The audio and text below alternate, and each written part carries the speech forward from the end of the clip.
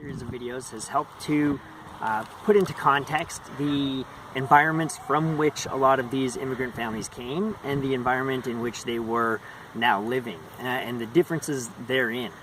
So if you followed the links on some of the other videos, which would have given you examples of the musical stylings or the dance styles that they had, because I could have probably done them myself, but nobody wants to see or hear me try to do any of that. But we can see the differences that they would have had. And if you'd grown up your whole life with one set of expectations on how, let's say, dancing would have gone, and then you go to a local community dance in a new culture, a new country, where it's very different, you can see how that would put you off somewhat and make you feel like a bit of an outsider. Even if people are willing to accept you, there's still going to be a bit of a divide. We also see in the novel how a lot of the younger generation was still very able to become successful in the new culture. So for example, in the case of Lena, she went off and started her own dressmaking shop.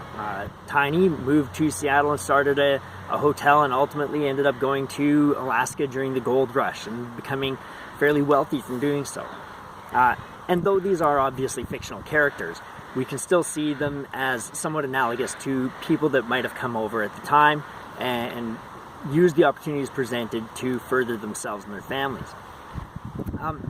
It also is notable that in certain cases, like the character of Cratchit, that even though he shares a common ancestry and origin country with the Shimerdas, they still have to be careful of him because initially they're drawn to him because of that familiarity, but we see how he actually uses that to fleece them.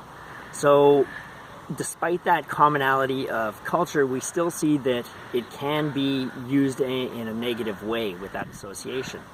So there you go. So I hope that this has been somewhat informative, and if you go back and reread the novel, that you'll be able to sort of look at those characters and see more about where they have come from and how it might affect their behaviors. So thanks very much.